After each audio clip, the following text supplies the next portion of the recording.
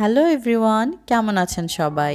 আশা করি সবাই অনেক ভালো আছেন। তো আমি আজ নিয়ে চলে আসলাম মডার্ন ফার্মারের পর্ব ৩ নিয়ে। যারা আগের পর্বগুলো দেখেননি তারা কমেন্ট অথবা ডেসক্রিপশন লিংক থেকে দেখে নিতে পারেন। তো চলুন মডার্ন ফার্মারের জগতে ডুব দেয়া যাক।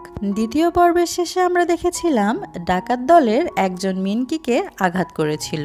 তৃতীয় পর্বের শুরুটা হয় হসপিটালে, যেখানে মিনকি জ্ঞান ফিরে পেয়েছিল।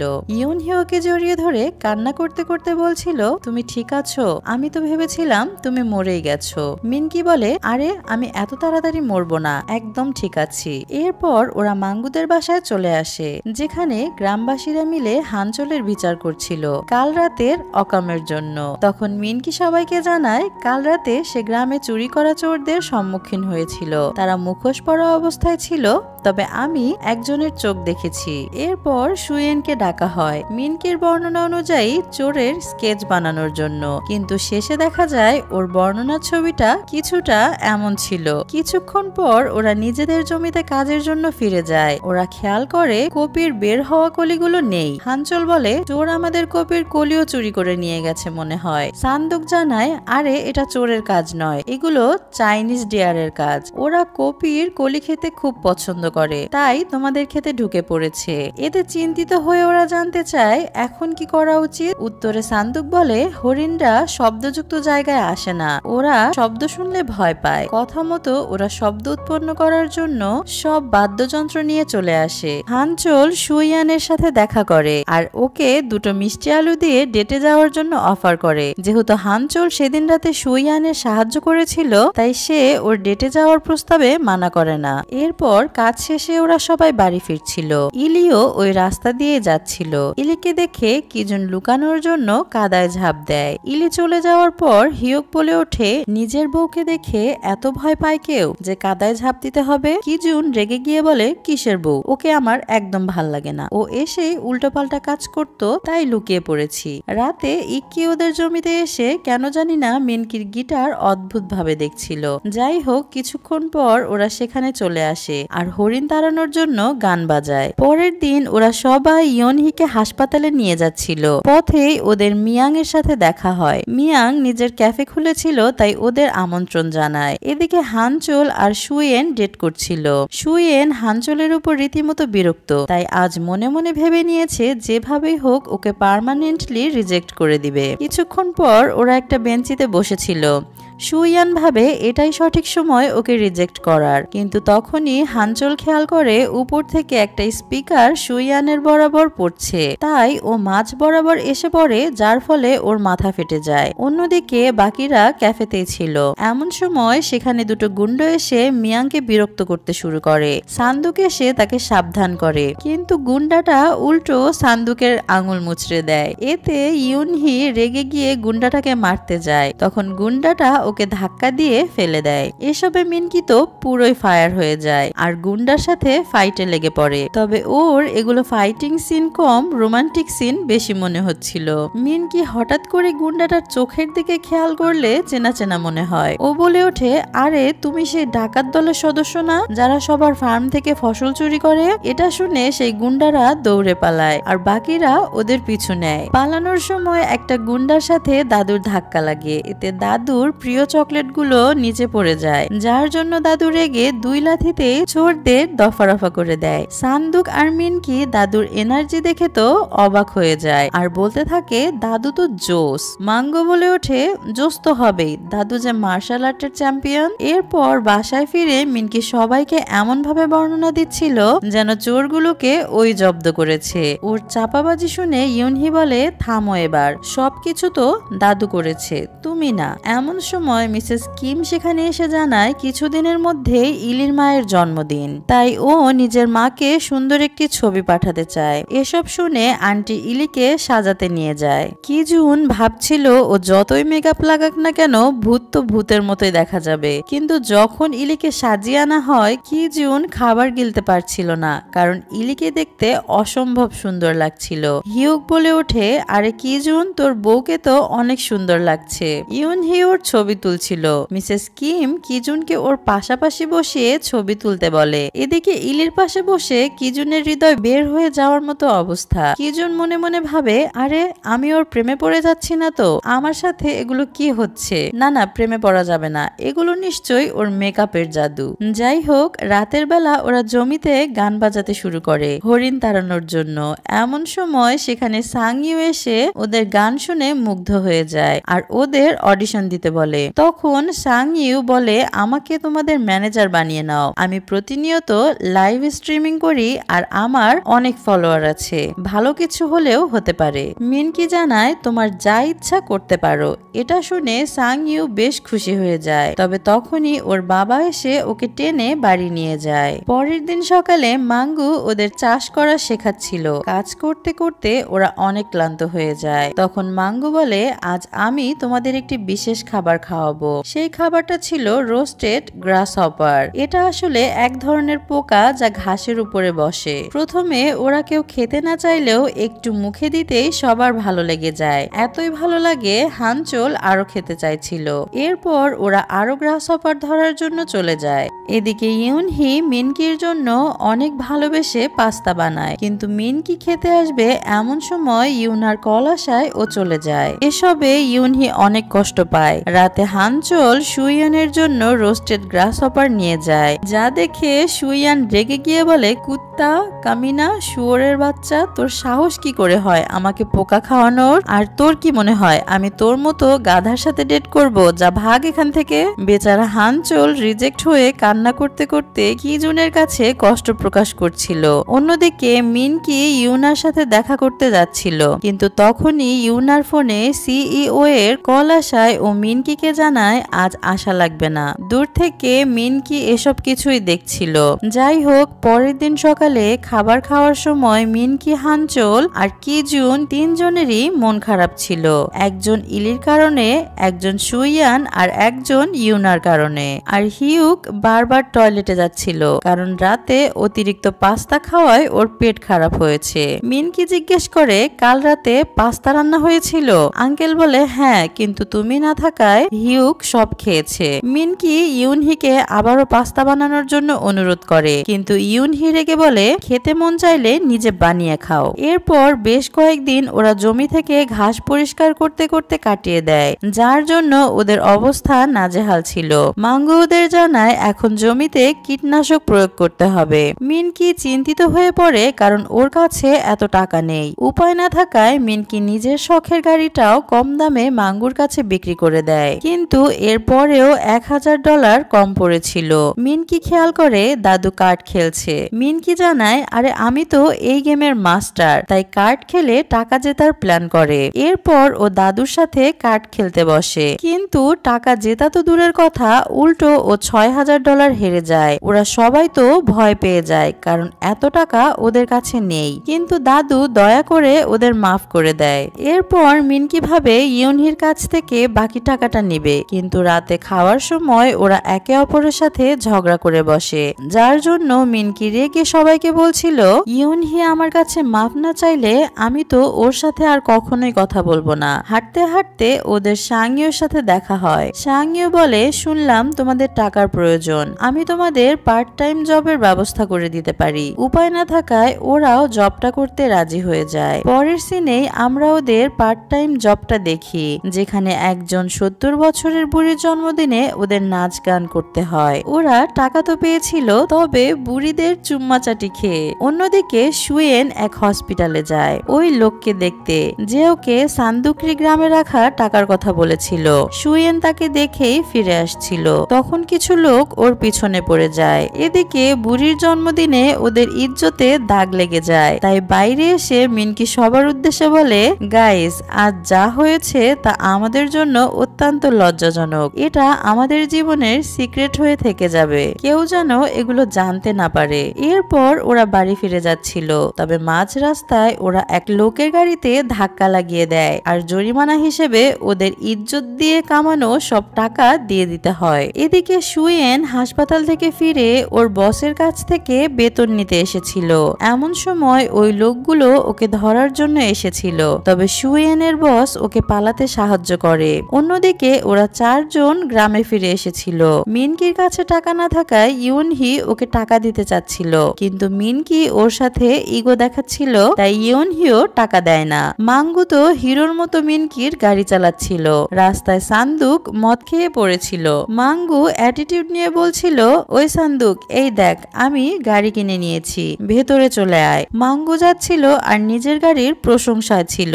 যেতে যেতে ও গাড়ির উপরের সানরুফ খুলে দেয়। ঠান্ডা লাগার কারণে সান্দুক ওটা বন্ধ করতে বলছিল, কিন্তু অনেক চেষ্টা করেও মাঙ্গু ওটা বন্ধ করতে পারছিল না। এমন সময় পেছন থেকে একটা সিগারেট এসে ওদের গাড়ির ভিতর পড়ে আর আগুন লেগে যায়। দুজনে আগুন নেভাতে আতঙ্কিত হয়ে পড়ে আর তখনই ওদের অ্যাক্সিডেন্ট হয়ে যায়। এরপর হাসপাতালে সবাই মাঙ্গু আর সান্দুককে দেখতে আসে। মাঙ্গু রেগে গিয়ে মিনকিকে বলছিল, তুমি আমাকে ভাঙা গাড়ি বিক্রি করেছো আর এজন্য আজ এত বড় অ্যাক্সিডেন্ট হলো। উত্তরে মিনকি বলে, তুমি নিজেই তো ঠিক মতো ড্রাইভিং করতে পারো না, আবার দোষ দিচ্ছ গাড়ির, আগে ড্রাইভিং শিখে আসো। এসব নিয়ে তো ওদের মধ্যে তর্ক হচ্ছিল। আর এদিকে সান্দুক বেচারা মাতাল হয়ে এখনো হাসপাতালের বেডে শুয়েছিল। কিছুক্ষণ পর সবাই চলে গেলে মিয়ান সান্দুককে দেখতে আসে। সান্দুক বলছিল, তুমি এখানে কেন আসতে গেলে? গ্রামের কেউ দেখে ফেললে সমস্যা হবে তো। তখনই গ্র্যান্ডফাদার আসছিল। উপায় না পেয়ে সান্দুক মিয়ানকে বেডের মধ্যে লুকিয়ে নেয়। দাদু এসে ওর শরীরের অবস্থা দেখতে চাচ্ছিল। সান্দুক জোরে চিৎকার করে বলে, কিছু হয়নি আমার খিদে পেয়েছে, কিছু খেতে দাও দাদু। দাদু ওকে বাদাম বের করে দেয়, কিন্তু সান্দুক মানা করে দেয়। পরদিন ইক্কি বাসায় না থাকায় সাংইয়ন ওদের নিয়ে লাইভ করছিল। সাংইয়ং লাইভে বলছিল, আজ আমাদের লাইভ পডকাস্টে এক্সিলেন্ট সোল এসেছে, তারাই আজ আমাদের সাথে পারফর্ম করবে। দেরি না করে ওরা গান বলা শুরু করে, কিন্তু ওই সময় ইক্কি চলে আসে। ইক্কি সাথে করে মাছ নিয়ে এসেছিল, ওই মাছ দিয়েই সবাইকে পিটিয়ে বের করে দেয়। এরপর ইক্কির নজর পড়ে মিনকি রেখে যাওয়া গিটারের দিকে। গিটারটা দেখে উনি চিনতে পারে এটা তারই ফেলে আসা ওই গিটার, যেটার সম্পর্কে আমরা পরে জানতে পারবো। যাই হোক, এদিকে মাঙ্গুর ছেলে অনেক চিন্তিত ছিল, কারণ ওর স্কুলে ফাদার্স মিটিং হতে যাচ্ছিল। কিন্তু মাঙ্গু যেহেতু বুইরা দেখতে, সেজন্য ওর বন্ধুরা ওকে নিয়ে মজা করবে, তাই ও চাচ্ছিল না মাঙ্গু ফাদার্স মিটিং এ যাক। এদিকে মিনকিও জানতে পেরেছিল মিনহু ওর স্কুলে ফাদার্স মিটিং হতে চলেছে, কিন্তু মিনহু ওর মাকে এগুলো জানাতে চাচ্ছিল না। যাই হোক, এরপর ওরা সবাই কাজ করার জন্য বের হয়। মাঝ রাস্তায় মিনকি ওই গুন্ডার সম্মুখীন হয়, যার কাছ থেকে ও 1 মিলিয়ন টাকা লোন নিয়েছিল। গুন্ডার নাম ছিল দোকসা। মিনকি সবকিছু তাকে জানায়, কেন ও এখানে এসেছে। দোকসা এসব শুনে তো হাসতে থাকে আর ওর লোকদের অপারেশন করে দিতে বলে, কিন্তু মিনকি ওনার কাছ থেকে আরো 3 মাসের সময় চায়। আর ভাগ্যবশত দোকসা ওকে 3 মাসের সময় দিয়েও দেয়। কিছুক্ষণ পর ওরা 3 জন এই লোকগুলোর সম্পর্কে জিজ্ঞেস করছিল। মিনকি জানায়, আরে তেমন কিছু না, ওরা আমার কাছ থেকে রাস্তা জিজ্ঞেস করছিল। এদিকে রাস্তার পাশে ওরা মাঙ্গুকে মন খারাপ অবস্থায় দেখতে পায়। কারণ জিজ্ঞেস করলে মাঙ্গু ওদের সবকিছু জানায়। সব শুনে হিউক বলে, তোমাকে বুড়ো দেখার সব থেকে বড় কারণ হচ্ছে হেয়ার স্টাইল, এটা পরিবর্তন করতে হবে, তাহলে তোমাকে হিরোর মতো দেখা যাবে। এরপর কথা মতো ওরা সবাই মাঙ্গুকে নিয়ে সেলুনে আসে। হিউক বিখ্যাত এক সুপারস্টারের হেয়ার কাট চয়েস করে দেয়, আর এই হেয়ার কাট দেওয়ার পর মাঙ্গুকে দেখতে কাউয়ার মতো লাগছিল, যার জন্য ওরা সবাই ভয় পেয়ে গেছিল।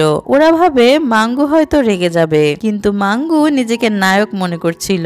গ্রামের সবাই ওর হেয়ার কাট দেখে তবদা লেগে গিয়েছিল এবং সবশেষে মাঙ্গু ওর ছেলের কাছে যায়। ওর ছেলে ওকে দেখে কান্না শুরু করে দেয় আর বলে, আব্বা, তোমাকে দেখতে আগে 60 বছরের বুইরা মনে হতো আর এখন 100 বছরের মনে হচ্ছে। এদিকে মিনহু মন খারাপ করে বসে থাকায় মিনকি এসে বলে, তুমি কি স্কুলের ফাদার্স মিটিং নিয়ে এখনো চিন্তিত আর ইউনহিকে এসব কেন জানাতে চাচ্ছ না? তখন মিনহু জানায়, যখন বাবা রিলেটেড রিলেটেড কোনো কথা ওঠে তখন আম্মু অনেক মন খারাপ করে কান্না করে, আর এটা আমি কখনোই চাই না। আমার কারণে আম্মু মন খারাপ করুক, আমি এটা মেনে নিতে পারবো না। ইউনহি দূর থেকে এসব কিছু শুনছিল। এরপর ও দূরে গিয়ে কান্না করছিল। তখন মিনকি এসে ওকে জড়িয়ে ধরে। কিছুক্ষণ পর ওরা গ্রাস হপার ধরতে যায়। তখন সাংইউ এসে জানায়, তোমাদের ওই লাইভটি ভাইরাল হয়ে গিয়েছে। সোশ্যাল মিডিয়া জুড়ে এখন এই ভিডিও সমালোচিত। কিন্তু এসব দেখে ওরা আরো হতাশ হয়ে পড়ে, কারণ যেভাবে ওরা মাইর খাইছে ওদের ইজ্জত তো পুরা দেশের সামনে শেষ। এমন সময় এখানে দোকসা হাজির হয়। মিনকি ভয় পেয়ে বলে, আরে তুমি এখনো আমার পিছনে পড়ে আছো কেন? আমি বলেছি তো সঠিক সময়ে টাকা ফেরত দিয়ে দিব। দোকসা জানায়, আমি তোমার পিছনে পড়ে নেই, আমি তো গ্রামে ফার্মিং করতে এসেছি। এসব জেনে মিনকি তো হেসে ফেলে। এদিকে কিজুন এসেছিল ইলির বাড়িতে গ্রাস হপার ধরার বোতল নিতে, কিন্তু ও বোতল পাচ্ছিল না। এমন সময় কেউ চলে আসছিল, তাই ও আলমারিতে লুকিয়ে পড়ে। আর এই রুমটা ইলির ছিল। কিজুন বসে বসে দেখতে পায় ইলি এই রুমে এসে নিজের কাপড় চেঞ্জ করছে। ও দূর থেকে সবকিছু দেখে অবাক হয়ে বলে, আরে এই মেয়ের চেহারায় তো শুধু অসম্ভব সুন্দর না, পুরো ফিগারই অসম্ভব সুন্দর। এদিকে কিজুন ফিরে না আসায় মিনকি আর হানচল ভেতরে ঢুকে ওরা বোতল খুঁজছিল। তখন ওদের সামনে ইক্কি চলে আসে, আর ওরা পালানোর আগেই ইক্কির হাতের ধোলাই খেতে শুরু করে। ধোলাই খেয়ে অবশেষে ওরা বাড়ি ফিরে আসে। এইদিকে ইউনহি আর হিউক রেস্টুরেন্টে বসে ড্রিঙ্কস করছিল, যার জন্য ইউনহি ওখানে ঘুমিয়ে পড়ে। পরদিন সকালে ওর ঘুম ভাঙলে ও তাড়াতাড়ি বাড়ি ফিরতে থাকে, কারণ আজ মিনহোর স্কুলে মিটিং রয়েছে। এদিকে মিটিং শুরু হয়ে গিয়েছিল। প্রথমেই সাঙ্গু ক্লাসে আসে, কিন্তু পোলাপানোকে দাদা নানা বলে মজা নিচ্ছিল, যার জন্য মাঙ্গুর ছেলে লজ্জায় পড়ে যায়। তবে মাঙ্গুর স্ত্রী এসে সবাইকে এন্টারটেইন করে। মিনহো কিছুটা চিন্তিত ছিল, কিন্তু তখনই মিনকি হাজির হয় গিটার নিয়ে, আর ক্লাসের সবাইকে নিয়ে ড্যান্স শুরু করে দেয়। ইউনহি এসে মিনহোকে এত খুশি দেখে ওর অনেক ভালো লাগে। এদিকে সান্দুক আর মিয়াং বসে ড্রিঙ্কস করছিল। মিয়াং জানায়, আমি তোমার সাথে যা যা করেছি তার শাস্তি হয়তো এখন পাচ্ছি। ও নিজের পার্সোনাল সবকিছু সান্দুককে জানিয়ে বেশ মন খারাপ করে এবং অতিরিক্ত পরিমাণে ড্রিঙ্কস করে ফেলে। পরদিন সকালে ওরা ঘুম থেকে উঠে দেখে এদের মধ্যে সবকিছু হয়ে গেছে। এমন সময় মিসেস কিম ওদের রুমে আসে, তাই ওরা লুকিয়ে পড়ে, কারণ মিসেস কিম ওদের এভাবে দেখলে পুরো গ্রাম ছড়িয়ে দিবে। এদিকে দোকসার সাথে ইক্কির দেখা হয়। দোকসা নিজের পরিচয় দিচ্ছিল, কিন্তু ইক্কি কিছু বুঝতে পারছিল না। কিছুক্ষণ পর দোকসা বুঝতে পারে ইক্কি কথা বলতে পারে না। এরপর সে লিখে নিজের পরিচয় দেয়। তখন একটা ফ্ল্যাশব্যাক দেখানো হয়, যেখানে ইক্কি আর দোকসার একটা রক ব্যান্ড ছিল। সে সময় তারা জনপ্রিয় সিঙ্গার ছিল, তাদের আজ কনসার্ট ছিল। কিন্তু এমন মুহূর্তে ইক্কির স্ত্রীর ডেলিভারি হয়। তখন সাংউইকে জন্ম দিতে গিয়ে ইক্কির স্ত্রী মারা যায়, আর এই ঘটনার পর থেকেই ইক্কি কথা বলতে পারে না। প্রেজেন্ট টাইমে সাংইউ পাশ থেকে ইক্কির সব কথা শুনে ফেলে, আর কান্না করতে করতে সেখান থেকে চলে যায়। ইক্কি ওকে বোঝানোর চেষ্টা করে, কিন্তু সাংইউ অনেক কষ্ট পেয়েছিল। ও নিজের মায়ের মৃত্যুর কারণ নিজেকে মনে করছিল। ইক্কি ওকে থামাতে গিয়ে মাটিতে পড়ে যায়, আর তখনই সাংইউ এর নাম ধরে ডাকে। সাংইউ ফিরে তাকায়, কারণ ওর বাবা কথা বলতে পারছে। কিছুক্ষণ পর ইক্কি জানায়, তখন আমি মিউজিক নিয়ে পড়ে থাকতাম। তোমার মা আলাদা আলাদা পার্ট টাইম জব করে সংসার চালাতো, যার জন্য সে অনেক দুর্বল হয়ে পড়ে আর মারা যায়। তোমার মায়ের মৃত্যুর জন্য একমাত্র আমি দায়ী। আমি পাগলামি না করলে সে হয়তো আজ বেঁচে থাকতো। সাংইউ এবার বুঝতে পারে এই ঘটনার জন্য বাবা ওর কে পপ আইডল হতে চাওয়া পছন্দ করেন না। এদিকে টিভিতে নিউজ হচ্ছিল, কিছু লোকদের সাথে ইউনা একটি বারে ধরা পড়েছে, যার জন্য অনেক সমালোচনা হচ্ছে। এটা দেখে মিনকি দ্রুত শহরে চলে যায় আর ইউনাকে নিয়ে গ্রামে চলে আসে। সবাই ইউনাকে দেখে অবাক হয়ে যায়। হংগু সব থেকে বেশি খুশি হয়, কারণ ইউনা ওর প্রথম ক্রাশ। মিনকি ইউনার থাকার ব্যবস্থা করে দিতে বলে। ইউনহি জানায়, এটা কি কোনো হোটেল নাকি যে কারো থাকার ব্যবস্থা করে দিব? তাছাড়া থাকার মতো জায়গা নেই। তখন হংগু ইউনার জন্য নিজের রুম ছেড়ে দেয়। মিনকি ইউনাকে যথাসম্ভব যত্ন করছিল। এগুলো দেখে ইউনহি রীতিমতো বিরক্ত ছিল। গ্রামে সুইয়েনের বস মিজাও এসেছিল। সুইয়েন তাকে নিজের রুমে নিয়ে এসে জিজ্ঞেস করে, আমার ঠিকানা তুমি কোথায় পেলে? মিয়া জানায়, তোমার নাম্বার ট্র্যাক করে। তাছাড়া আমি এটাও জানি তুমি $5 মিলিয়ন খোঁজার জন্য এই গ্রামে এসেছো। ওই দিন তোমাকে বাঁচানোর পর সেই লোকগুলো প্রতিদিন আমার কাছে আসতো। এমনই একদিন ওই লোকগুলো মাতাল অবস্থায় ছিল। তখন আমি সবকিছু জানতে পেরেছি। যাই হোক, পরদিন ওরা সবাই বাজারে যাচ্ছিল জিনিসপত্র বিক্রি করতে। তখন ইউনহি তাড়াহুড়া করে কাজ করতে গিয়ে নিজের কোমরে ব্যথা পেয়ে বসে। মাঙ্গু জানাচ্ছিল, এই অবস্থায় তুমি মার্কেট যেতে পারবে না। তখন এখানে ইউনা হাজির হয়। মাঙ্গু জিজ্ঞেস করে, এই মেয়েটা আবার কে? কিজুন বলে, এটা ইউনা। ইউনা সবার উদ্দেশ্যে জানায়, তোমরা মার্কেট যাও, আমি ইউনহির খেয়াল রাখবো। এরপর সবাই মার্কেট চলে আসে। ওরা 4 জন রোস্টেড গ্রাসহপার বিক্রি করছিল, যার দরুন ওদের ভালোই লাভ হচ্ছিল। মিনকি বলছিল, দেখ কিজুন, তোর ভবিষ্যৎ বউ অন্য এক ছেলের সাথে প্রেম নিবেদন করছে। কিজুন রেগে সবাইকে চুপ থাকতে বলে। তখন মিসেস কিম এসে জানায়, ওই ছেলেটা ইলির মতোই চাইনিজ। ওরা একে অপরকে পছন্দ করে মনে হয়। এটা শুনে কেন জানি না কিজুনের অনেক খারাপ লাগছিল। এদিকে ইউনা ইউনহির কাছে বসেছিল, তবে একে অপরের সাথে ওরা কথা বলছিল না। ইউনহির পায়ে মশা কামড় দেয়, কিন্তু চুলকাতেও পারছিল না। আবার ইউনাকেও কিছু বলতে পারছিল না। তবে ইউনা বুঝতে পেরে ইউনহির পা চুলকিয়ে দেয়। অপরদিকে দাদু মিজাকে বাদাম খাওয়ার জন্য অফার করে। মিজা অনেক শখ করে বাদামগুলো খেতে খেতে বলছিল, দাদু বাদামগুলো এত নরম কেন? তখন দাদু মুখ থেকে বাদাম বের করে দেয়। মিজা এখন বুঝতে পারে বাদামগুলো এত নরম কেন। এদিকে হানচোল এক বুক কষ্ট নিয়ে বলছিল, আমি হয়তো হ্যান্ডসাম না, তাই সুইয়েন আমাকে পাত্তা দেয় না।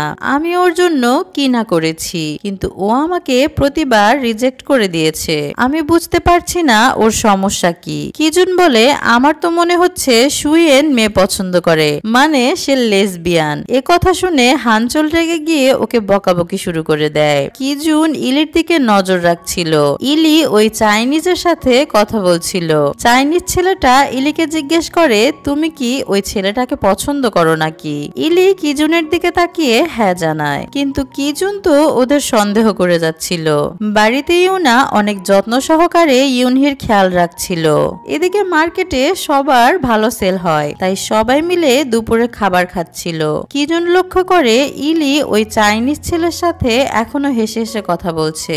এবার ও আর নিজেকে সামলাতে না পেরে ও দুজনের মাথা ধরে খাবারের প্লেটে চেপে ধরে। তবে ক্ষণিকেই বুঝতে পারে এগুলো ওর কল্পনা ছাড়া আর কিছুই না।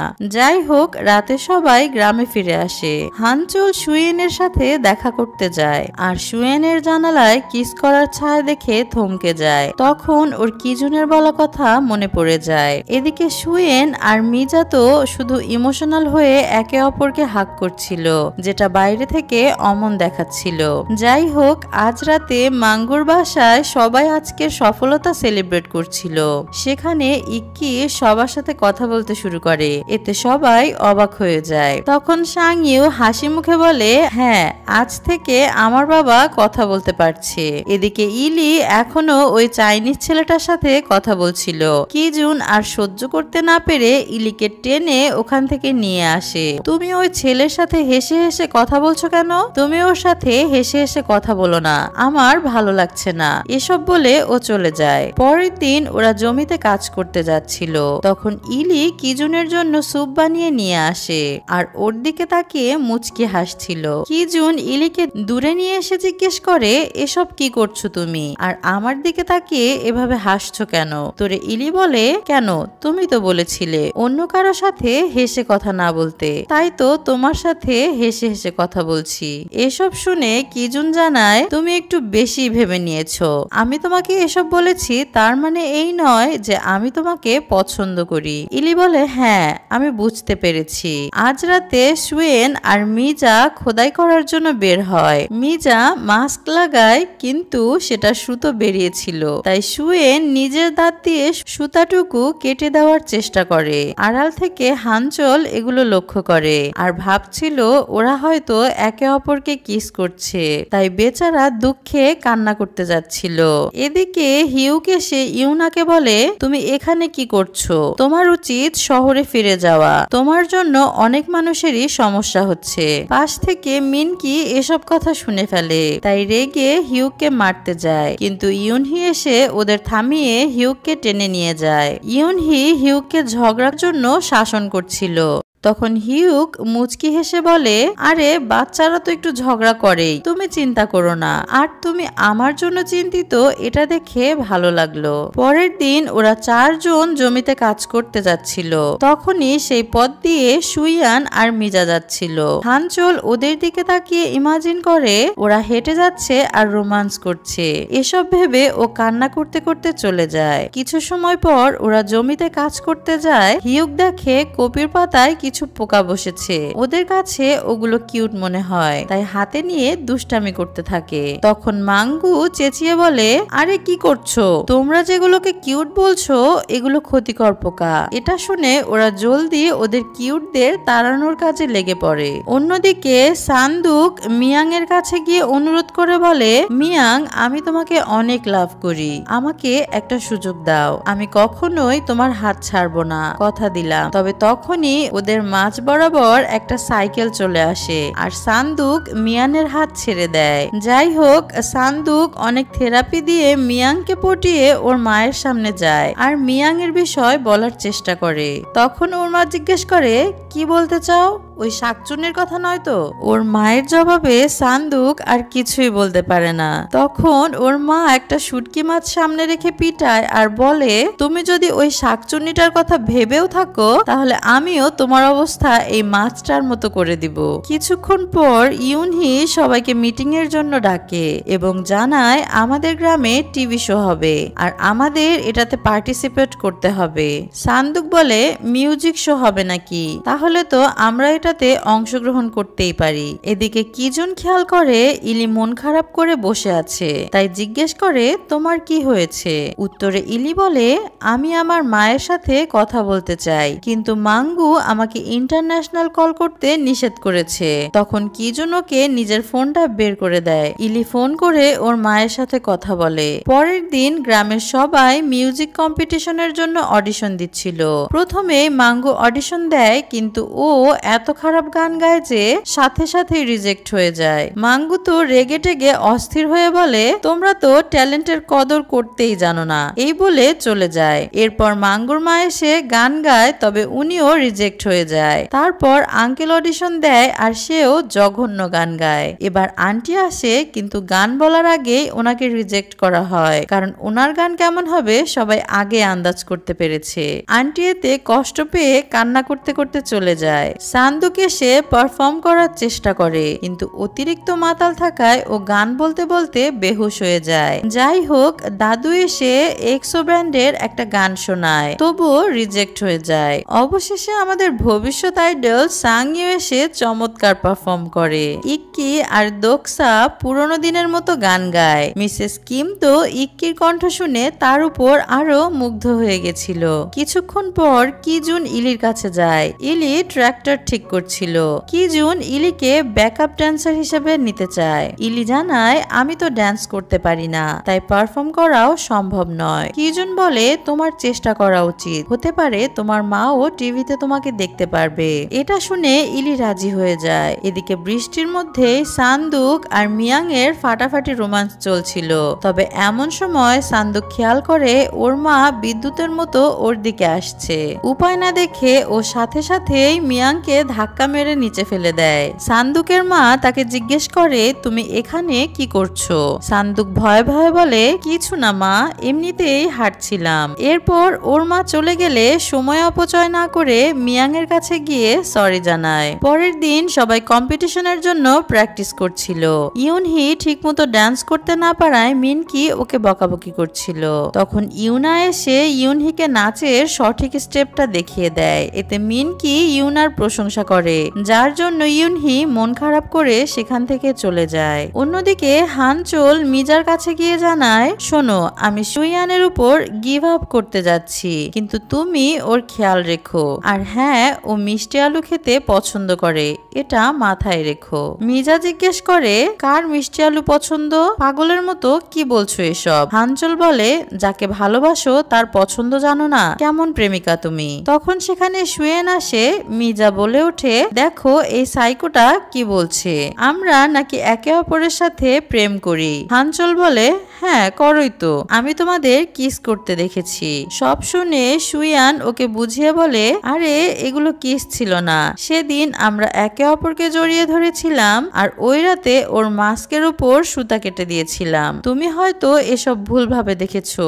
অবশেষে সবকিছু জেনে হানচোল অনেক খুশি হয় আর সুয়েনকে হাক করে সেখান থেকে চলে যায়। এদিকে হিউক ইউনহিকে ড্যান্স শেখাচ্ছিল আর ড্যান্স শেখাতে শেখাতে ওই ইউনহির একদম কাছে চলে আসে। ইউনহি বিষয়টা বুঝতে পেরে দ্রুত সরে যায় আর রাত হলে ওরা একসাথে বাড়ি ফিরে। তখন মিনকি আর ইউনা বসে বসে গল্প করছিল। ইউনা জিজ্ঞেস করে, তুমি ইউনহিকে পছন্দ করো তাই না? মিনকি বলে, আরে না, বরং ও যে পরিস্থিতিতে আছে ওর প্রতি মায়া হয়। ছোটবেলায় লাভ করতাম, এখন তো বড় হয়ে গেছি। দূর থেকে ইউনহি এসব শুনে অনেক কষ্ট পায়। ও ভাবতেও পারেনি মিনকি এমন কিছু বলবে। যাই হোক, পরদিন ব্রেকফাস্টের সময় মিনকি ইউনাকে খাইয়ে দিচ্ছিল। এটা দেখে ইউনহি খাবার ছেড়ে চলে যায়। কিজুনের ফোনে ওর মায়ের কল আসে। আজ ওর জন্মদিন ছিল, তাই ওর মা বাড়ি আসতে বলছিল। ওর মা একের পর এক প্রশ্ন করেই যাচ্ছে। উপায় না পেয়ে ও পড়ার কথা বলে ফোন কেটে দেয়। অন্যদিকে সুয়েন রাস্তা দিয়ে যাওয়ার সময় অজ্ঞান হয়ে পড়ে যায়। যাই হোক, এরপর ওরা আবার অডিশনের জন্য ড্যান্স প্র্যাকটিস করছিল। ইউনহি ঠিক মতো ড্যান্স করতে না পারায় মিনকি বরাবরের মতো ওকে বকাবকি করছিল। ইউনহি এতে কষ্ট পেয়ে সেখান থেকে চলে যায়। এদিকে মাঙ্গু আর ইক্কি নিজেরাই প্র্যাকটিস করছিল। মিসেস কিম সেখানে এসে ইক্কিকে দেখে ওর খেয়ালে ডুবে যায় আর সামনে এগোতে গিয়ে পড়ে যাচ্ছিল, তবে ইক্কি তাকে ধরে ফেলে। এতে মিসেস কিম আরো ফিদা হয়ে যায়। যাই হোক, আজ কিজুনের জন্মদিন ছিল, তাই আন্টি শখ করে সবার জন্য রান্না করেছিল। তবে আন্টির ভয়ঙ্কর রান্না কেউ খেতে না চাইলেও কিজুনকে খেতে হয়। কিজুন নিজের জন্মদিনের গিফট চাচ্ছিল সবার কাছে, কিন্তু টাকা না থাকায় কেউ ওকে গিফট দেয় না। তখন মাঙ্গু ওর জন্য গিফট নিয়ে আসে। কিজুন তো অনেক খুশি হয়ে যায়, কিন্তু গিফট বের করার পর ও একটা শিং দেখতে পায়। মাঙ্গু বলে, এটা খেয়ে তোমরা অনেক বেশি শক্তিশালী হয়ে যাবে আর আসল পুরুষ হবার জন্য তোমাদের সাহায্য করবে। এখানে এলি এসে কিজুনকে বলে, তুমি কি ফ্রি আছো? কিজুন না করে দেয়। মিনকি বলে, আরে যা, ভাবির সাথে সময় কাটা। এদিকে কিজুনের মা ওকে খোঁজার জন্য গ্রাম পর্যন্ত এসে পড়েছিল। মাঙ্গু ওনাকে ইউনহির বাড়িতে নিয়ে আসে। এখানে এসে কিজুনের মা মিনকি আর হিউককে দেখে জিজ্ঞেস করে, তোমরাও এখানে এসেছো?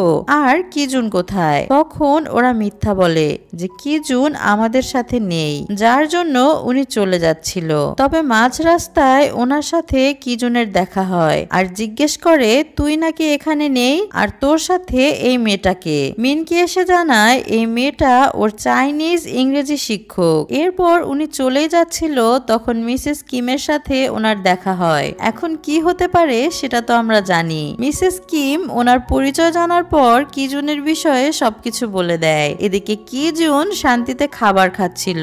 তখন ওর মা এসে বলে, পড়াশোনা বাদ দিয়ে এখানে প্রেম প্রীতি করা হচ্ছে। এই বলে কিজুনকে কান ধরে নিয়ে যেতে শুরু করে। আর আজকের পর্বটি এখানেই শেষ হয়। তো গাইস, কেমন লাগলো আজকের পর্বটা? ইতিমধ্যে আমরা 3টা পর্ব শেষ করেছি, আর মাত্র একটা পর্ব আছে, তাই এই ড্রামাটা শেষ হয়ে যাবে। তো পরের পর্ব পেতে হলে লাইক সাবস্ক্রাইব করে রাখুন।